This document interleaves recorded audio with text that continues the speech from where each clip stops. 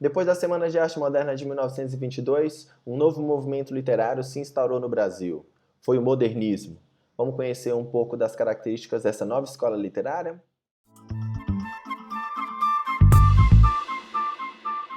Então vamos lá, galera. O modernismo brasileiro, professor Ivo Júnior, literatura. O que foi esse movimento modernista? O movimento modernista brasileiro ele tem início didaticamente para fins literários, né?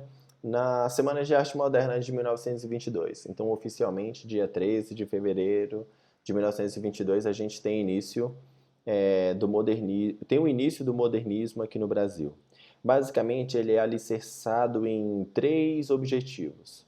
O primeiro é o rompimento, grava essa palavra-chave, o rompimento com a tradição artística, com aquela expressão artística clássica, com os padrões clássicos. O segundo objetivo é uma busca por uma expressão artística que seja nacional e inovadora. Os modernistas buscavam uma identidade nacional e essa identidade nacional tinha que ser inovadora, mesmo que para essa inovação acontecer, eles tenham que regressar, por exemplo, lá na época do descobrimento, como a gente vai ver em alguns poemas, sobretudo do Oswald de Andrade. E é especialmente na literatura a valorização de um cotidiano e o principal, uma linguagem simples. O modernista busca isso, uma linguagem simples. Então, o modernista ele quer provocar um rompimento, ele quer buscar uma identidade nacional e ele quer propor uma linguagem simples. Para fins didáticos também, o modernismo brasileiro ele foi dividido em gerações ou fases, a depender do livro que você estiver estudando. A primeira geração, ela é a geração responsável pela ruptura, principalmente pela ruptura com os padrões clássicos parnasianos e até mesmo simbolista dos movimentos literários anteriores. Dessa primeira geração, a gente vai destacar três autores principais.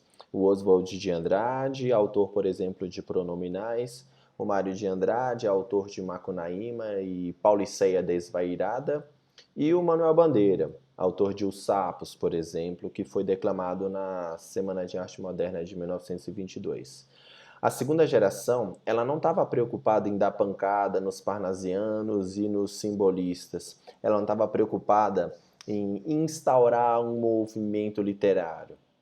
Por isso que a gente fala que a segunda geração é a geração da consolidação. A gente tem aí alguns destaques, alguns autores destaques, né? A gente tem a Raquel de Queiroz, o Jorge Amado, o Graciliano Ramos, o Carlos Drummond de Andrade, a Cecília Meirelles e o Vinícius de Moraes. Percebendo que o número de autores na segunda fase ou na segunda geração é bem grande, né? E uns se destacam pela poesia e outro pela prosa. Destaques da prosa, a gente tem a Raquel de Queiroz, a gente tem o Jorge Amado e a gente tem o Graciliano Ramos. Graciliano Ramos, autor de Vidas Secas, por exemplo, né? Jorge Amado, autor de Capitães de Areia. E na parte da poesia, a gente tem ninguém menos que Carlos Drummond de Andrade, Cecília Meirelles e Vinícius de Moraes, o Poetinha. Na terceira geração, a gente já fala que é uma produção voltada para a literatura contemporânea.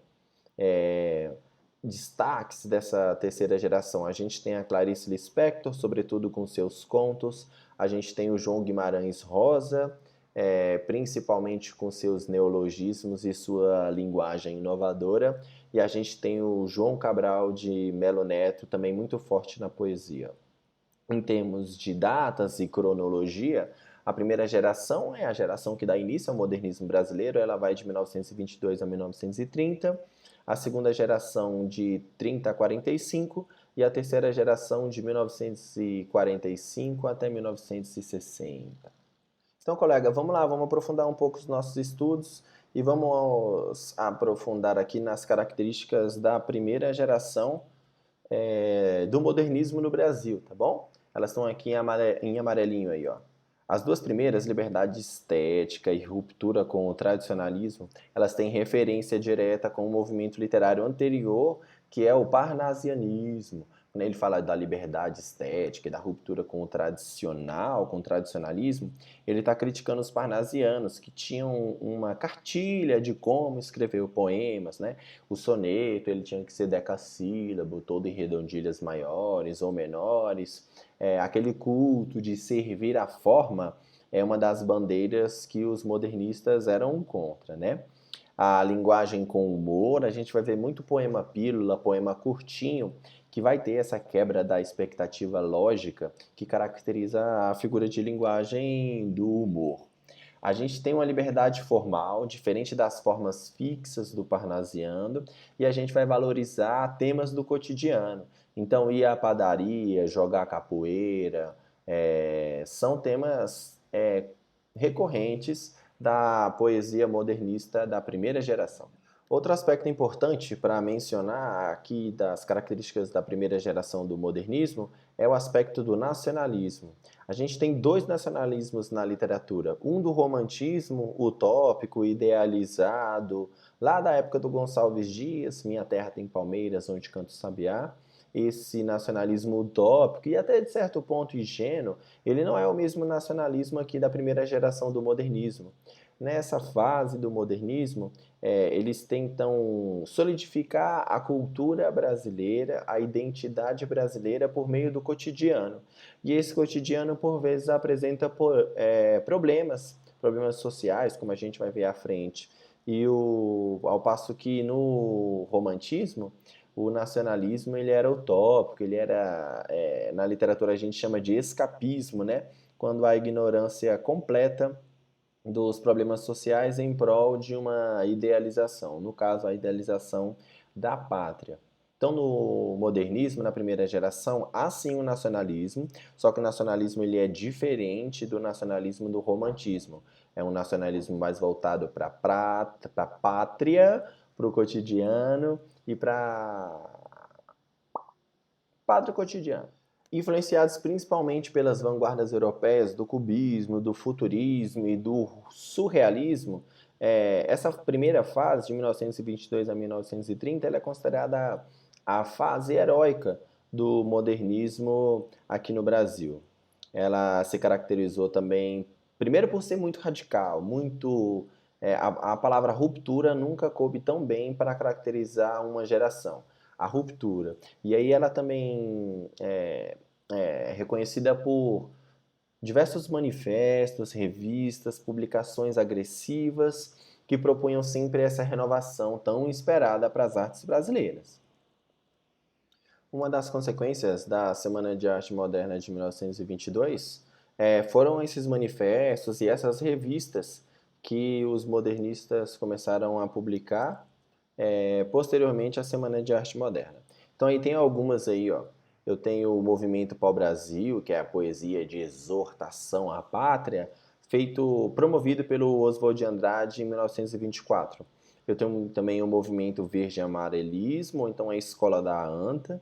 E por fim eu tenho a Antropofagia, que é um dos principais manifestos que a gente tem como consequência da Semana de Arte Moderna de 1922. É o Manifesto Antropofágico do Oswald de Andrade.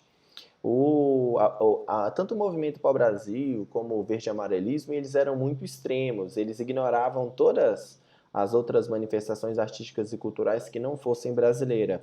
A antropofagia, proposta pelo Oswald de Andrade, é que assim como o índio, que se alimentava de rituais antropofágicos, né?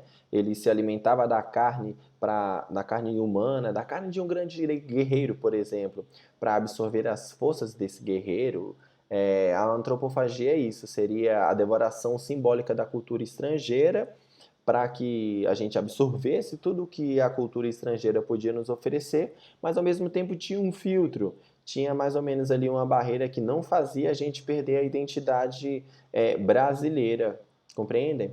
Então esse manifesto aí da antropofagia do Oswald de Andrade.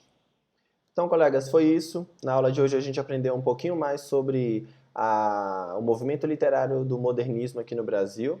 A gente viu que ele é dividido em gerações ou fases. A primeira e a segunda e a terceira, cada uma com a sua respectiva característica. A primeira é mais ruptura, a segunda é mais consolidação e a terceira é muito mais uma produção artística contemporânea. A gente viu que a primeira é muito mais voltada para a ruptura, para a pancada. A galera, os autores são muito mais radicais, né? Os principais autores, Mário de Andrade, Oswald de Andrade e o Manuel Bandeira. Sobre esses 3 autores a gente vai estudar um pouquinho mais à frente, tá bom? Muito obrigado pela paciência. Até a próxima. Tchau, obrigado!